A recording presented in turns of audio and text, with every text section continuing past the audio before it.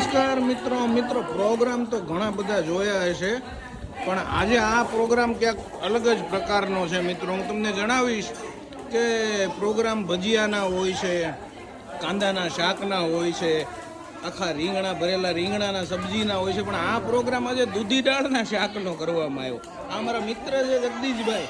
દૂધી અમને અંતરમાં વાલી છે અને ઘણા ટાઈમના પ્રયાસ પછી આ સફળતા અમને મળી લગભગ 5 વર્ષથી જગદીશભાઈ મહેનત કરી રહ્યા હતા અને અથાગ પ્રયત્નો બાદ આજે ફાઇનલી દૂધી દાળના શાકનો સરસ મજાનો પ્રોગ્રામ રાખવામાં આવ્યો છે.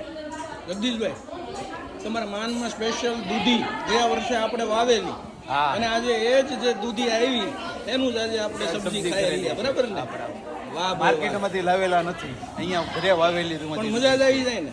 લોકો આ બધા લોકો એવું કહેતા હતા કે દૂધીના ક્યાંય પ્રોગ્રામ ના હોય, પણ આજે મહેનત બાદ જેવી બ્રિટિશમાં જમવાની મજા આવે છે એવી જ સાદામાં આ મજા આવે. હા, જગદીશભાઈની મહેનત બાદ આજ ફાઇનલી ખરેખર દૂધીનો પ્રોગ્રામ થઈ ગયો અને ખરેખર મિત્રો બાજરાના રોટલાના શાક આરે ખરેખર બહુ મજા આવે છે. બા, શું કેવું છે?